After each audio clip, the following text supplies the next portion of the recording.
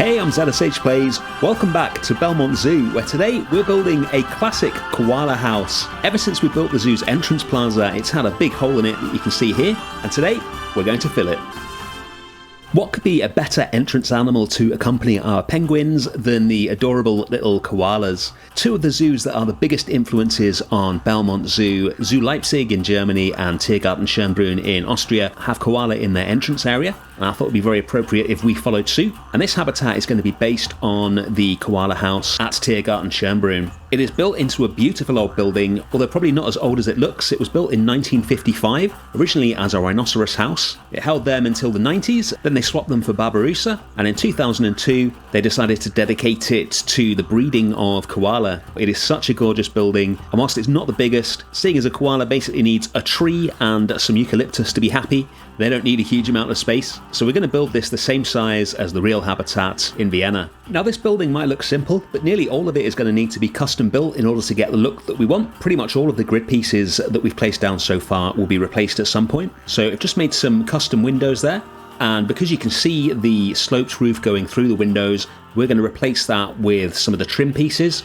These match up nicely with the others, and although the grid pieces, if we just copy them in their own little group, then we can build up another section of sloped roof that looks exactly the same as it did before, except now it's going to stop at the windows rather than poking into the rest of the building. I want this to look absolutely perfect when it's finished, so little touches like this are really important. Once we've done that, we'll move on to some chimneys. We do have some chimneys in the game. I think they're all red brick though. In fact, there might only be one chimney, but whatever, it doesn't have the look that we're going for. So we're going to use some plaster blocks to build the sloped chimneys that the original building has. There's so many nice little features on this building, it's really well put together, and I want to get this as close to the original as possible, both on the inside and the outside. The most active koalas I've ever seen in my life were in this habitat. I actually caught them climbing between their branches to get to their food, and that is one of the key things we're going to concentrate on the inside of the habitat, is making sure that the koalas spend all their time up in there climbing rather than on the floor. Now we've got the first chimney complete, we'll just copy that down to the other side of the roof, and then we'll get onto some detailing on the walls. One of the things you notice when you look at buildings for inspiration or just recreation is the sheer amount of tiny little details that they have on them. You'll pretty much never see a building that is literally just flat walls. So for example, in this building, there's these tiny, almost like columns that extend very slightly out of the main body of the wall, and then there's a much more obvious trim around the bottom, which we'll build using these plaster pieces. Easiest way to build stuff like this is to put them into a group, and then once you've got a few of them, you can just keep selecting more and more of them and copying more and more of them at the same time, get you to the end of the wall nice and quickly, and then we'll just join it up with the rest of the trim and move on to the doors. This set of doors is the exit. So when people come out of here, they'll be able to move on into the next part of the zoo or head straight to the restaurant. And then at the other end of the building, we'll have the entrance, which will join right onto the plaza at the start of the zoo. This will be one of the first places that people can come to. Got some classic trim on this door. And again, we'll adjust some of the other pieces to make sure it all flows nicely into the trim. And then we'll delete the wall piece and replace it with panels so that we can see through these glass doors. The real doors are a lot smaller than this, but these glass doors are my favourite in the game because you can actually see through them, so I've made them bigger so that we can use these. And while we do that, let's talk about the plans for the rest of the entrance plaza. We're going to have the penguins on the left as soon as you come in, and then we're going to have these koalas on the right a little bit later. And that will leave us with a fairly sizable plaza. You need lots of space in an entrance plaza so people can walk around easily and arrange to meet people there and things like that. Well, these are the new lights from the America's Animal Pack. Been waiting for a chance to use these. I really like these, and they pretty much exactly match the real ones at Vienna, so great to be able to put those in there.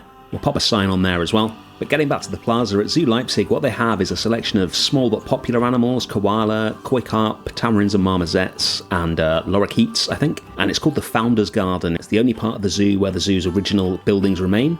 And I wanted to have something similar to that here. So soon, in a future episode, we're going to come back and finish the rest of the plaza. And we're going to call it the Explorers Plaza, seeing as that's where the Explorers Fountain is. It will be dedicated to the members of the Explorers Club.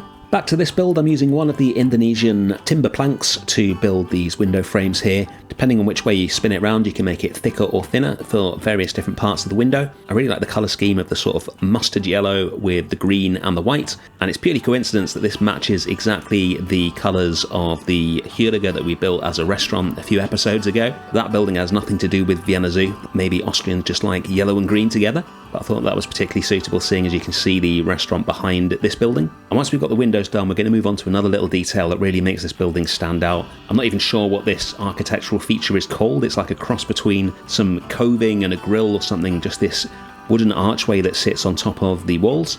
So we're going to create that using the mud pillar trick. We'll duplicate and spin it so it's the opposite of where it was before, and then individually rotate each piece so we get a really smooth wooden archway.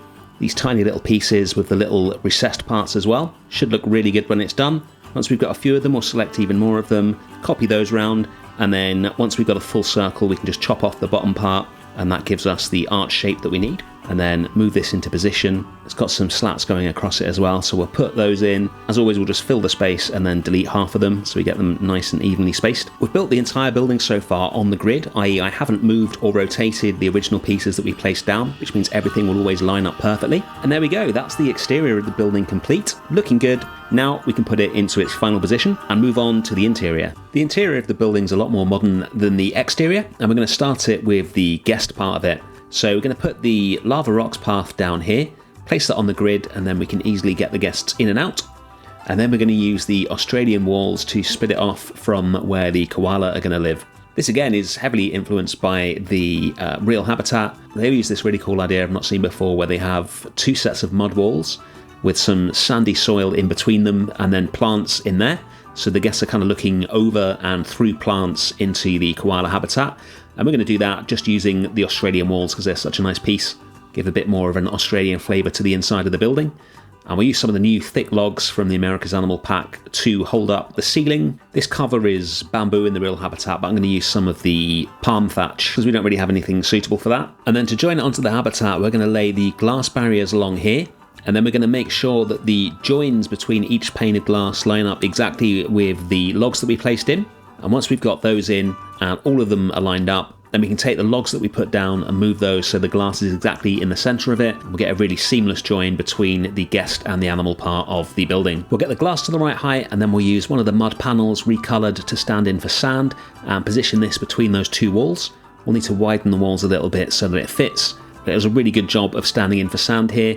We'll fill that in down the length of the walls, and then we can start putting some plants in here and sprucing the place up a bit. We'll use a selection of Australian or at least Oceanian plants in here, nothing too fancy. We'll have lower plants where the guest's going to be standing and then higher plants to cover up some of those logs. And then we'll start adding some more Australian items in here, a couple of koala signs to set the scene. So many good pieces in the Australia pack. This beautiful Aboriginal artwork, I always try and use this in pretty much any Australian area that we build. Because it's so big, this piece of art completely blocks the view as you come in through the entrance doors, which stops guests from standing there and blocking up the entrance. I wanted to get some benches in as well, but I want them right up against the wall. And the problem is if we use real benches for that, because the guests kind of stand around the benches in groups, they'll end up clipping through the walls and looking really weird. So we're going to make our own. This was quite difficult actually. I want it to match the size of the in-game bench. This one from, I think it's from the Conservation Pack, is pretty realistic. It's kind of bench you see in lots of zoos and parks and things like that. And a lot of the pieces are only half a metre tall, and we have very few half-metre long wood pieces in this game. We've got this round one here, which isn't ideal, what with it being round, but we'll make the best of it. And then the rest of it, we'll use the 1 metre pieces and just sink them into the ground. So we'll make the arms of the chair here, and then we'll move on to the part that you sit on, the seat.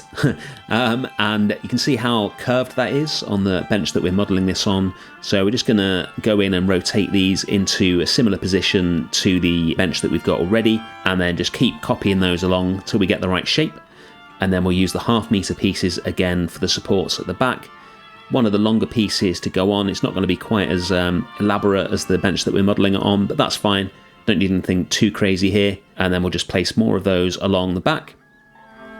Now, it's not going to be this colour, we'll sort that out in a minute. Just a few final details to add on. Cover up some of the joins between the pieces. I want these arms to look really solid.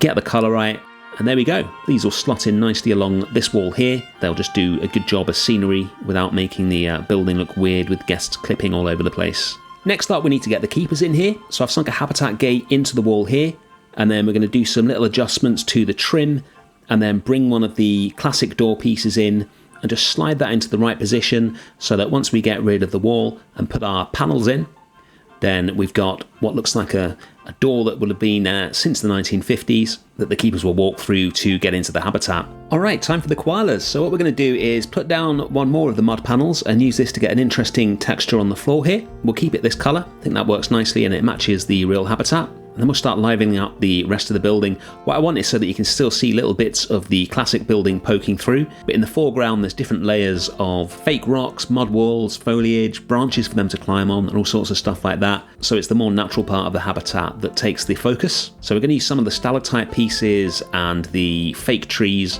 just to make a little section of a kind of mud wall. And then we'll just copy that around into the shape that we want to define the different parts of the habitat. We want to block off the door that the keepers come in through in terms of the guest viewing, and also create a little space where we can have some planters where we can get some plants in as well, just to make things look nicer. And talking about things getting nicer, what about that new DLC announcement? That caught me by surprise. Normally I get some sort of heads up from Frontier before things are announced, but on Wednesday this week, Frontier had their usual monthly live stream, and maybe 30 minutes before it started, I saw a social media post saying there was news for Planet Zoo. So I tuned in, and out of nowhere, they trailed a new DLC with a picture of the honey badger and a few other animals that was featured on the channel a couple of days ago. As I record this, I still have absolutely no idea what is happening. We're definitely getting a honey badger, and by the looks of it, a lion-tailed macaque. There were some elephants in the picture as well, which has caused all sorts of confusions. I have no idea what that means. As it stands in the stream, they said this was artwork that their art team had been working on, so I'm assuming it's not final artwork. Maybe they just threw some elephants in there to sell the Asian kind of theme. There's also the giant elephant enrichment item that only them and possibly the rhinos use hidden away in the background, so I'm assuming they're just there to add a bit of flavour to the picture, but right now I've got no idea what's going on with the new DLC. Hopefully we'll get some more information soon and we'll know a bit more about what is going on, but at the moment all I know is there's a new DLC coming soon and I'm very excited to see it. Back to the build, we're putting some climbing in now. I want to keep this really simple. The climbing in Planet Zoo is probably the jankiest aspect of the entire game, and having built some beautiful climbing which can be troublesome for the animals to access in the Gibbon Island we built a couple of weeks ago, what I want to try and do here is build something so simple even the Planet Zoo animals are going to be able to use it. So we've got these couple of African branches which we're going to use a couple of times to create the beginning and the end of the climbing. And in between them we've just got two logs. These are the painted logs or the painted branches which are part of the base game, and we just colored those a realistic wood colour, and we'll put those in there. And in a second, we'll use a couple of tricks to make sure the koalas exclusively use those. Before we do that though, we've got an issue with the arboreal feeder here. It's the only enrichment item that the koalas can use apart from their eucalyptus trees, which are way too big to fit into this habitat. But wherever we try and put it, it's too close to the habitat barriers to place down.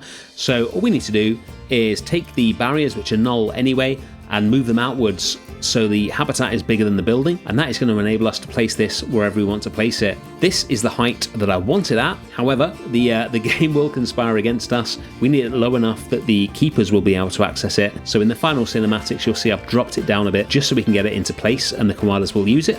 And speaking of the final cinematics, we've only got one thing to do before we get to them, which is to build a little custom feeder for the koalas. So something I see in pretty much every koala habitat I see is the little hollow logs filled with eucalyptus that zoos use to feed them. And they're actually part of the enrichment feeder in the game, but because they are way too big to fit into this habitat, we're going to have to make our own. So we'll use the mud pillar trick again, just rotate some of these wooden poles around it, attach a couple of the rope loops from the Oceania pack to it, and that's all we need. We can stick that onto the climbing that we've already built, and that is the habitat complete. Let's check it out.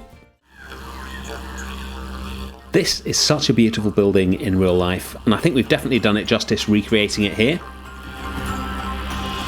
I love how you can see our swans in the background as we swoop down to the building here. I've put a couple of trees on the outside and some custom planters. These are two of the Brazil nut saplings copied on top of each other. I thought they matched the real trees really nicely. And here's the inside with our custom benches. Let's check out the koala. This climbing, for once, actually works really well because we've kept it super simple. They basically climb up the African branches and then they climb along the painted logs and then down into their feeder. And as you can see from this guy here, just sit there looking really cute, eating their eucalyptus and generally doing what koalas do. Thank you so much for watching. Don't forget to subscribe if you haven't already. This is where we started today, and this is where we are now. I really hope you enjoyed that. Thank you especially to those of you who've joined the Explorers Club. Hit the join button on the channel if you want to see your name up here. In a future episode, we will be completing the Explorers Plaza and dedicating the whole area to you guys, and I'll see you again for some more Planet Zoo.